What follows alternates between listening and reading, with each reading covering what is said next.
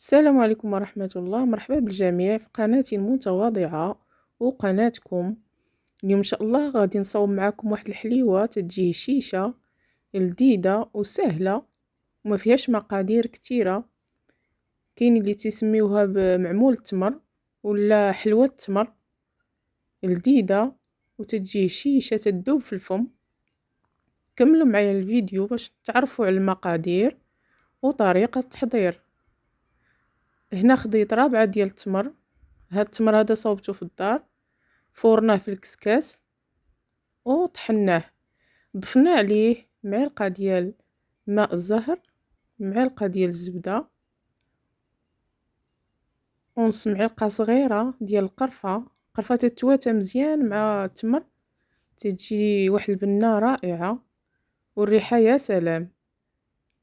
مهم هاد التمر هذا تتفوريه، وعندك التمر في الدار غسليها بعدا مزيان وديريه في الكسكاس، فوريه وطحنيه من بعد.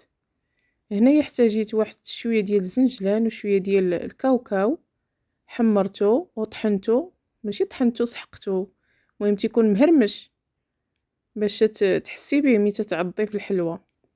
خلطهم مزيان، حصلت على هاد العجينه تنديرها في الثلاجه حتى نحتاجها. المهم هنايا في العجين تنحتاج الزبده بحراره المطبخ رابعه تقريبا، كاس ديال سكر كلاصي، هنا تنبين لك بانها بحراره المطبخ. تنخلط هذا الخليط مزيان حتى تنحصل على واحد بحال بوماد. نخلطي هذاك سكر كلاصي ديالك مزيان، ثم تنحتاج نص كاس ديال الزيت نباتيه. تنعاود عاوتاني ندخل هذيك الزيت مزيان حتى تتجانس مع هذيك الزبده وسكر كلاصي، وتنضيف واحد ربع كاس ديال ماء الزهر باش تكون عندنا داك المذاق ديال ما زهر. وتنبدا نخلط عاوتاني حتى تيتجانس ليا داك الشيء مزيان، ما يبانش هذاك ماء الزهر.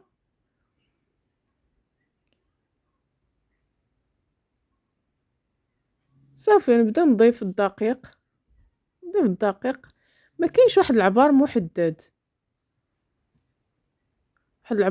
ما كاينش، حتى تحصلي على عجينه لينه، تتبقاي تدخلي الدقيق شويه بشويه وانتي تتجمعي حتى تحصلي على هاد العجين هذا تيكون سهل، متيبقاش يتلصق، سهل في التكوار. صافي تتكوري كويرات متساويين، القياس اللي بغيتي، تيكونوا موين، ما يكونوش كبار وما يكونوش صغار باش يكفيونا في هذيك القطاعه. تناخذوا هذاك العجين ديال التمر وتنديروا نفس العمليه، تنكوروا، ولكن هاد المره خاص الكويرات يكونوا صغيرين، صغار على هذوك ديال العجين باش يكونوا متناسبين مع ديك الكويرات ديال العجينه، ونقدروا نخشيوهم وسطها ونسدو عليهم. المهم انتيا شوفي في الصوره وشوفي الفيديو غادي يبان لك الطريقه، وعينك ميزانك، انتيا تعرفي القدر اللي عديري.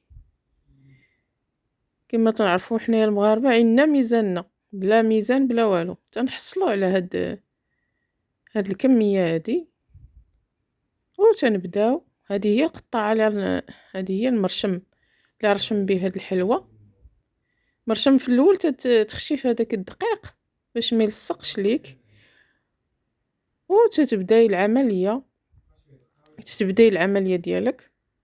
تتاخدي العجينه، تتحاولي ديري واحد الثقب الوسط، ولكن الوسط يكون شويه غليظ، الجناب تيكونوا رقاق والوسط نخليوه شي شويه غليظ، حيت هذيك هي اللي غتكون من الفوق باش ما يكونش العيب الفوق وتبان رشمه واضحه.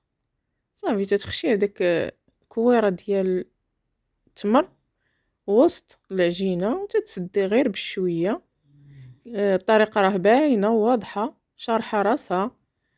صافي وتتكوري بيديك مزيان ما يبانش التمر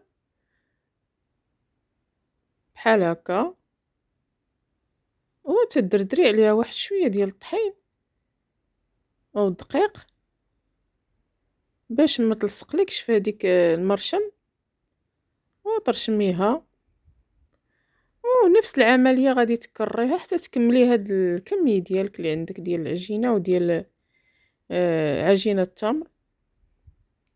الشكل ديالها تيكون جميل وزوين تبارك الله ما شاء الله. وتتكملي على هاد الطريقة هادي. انا نعاود معاك،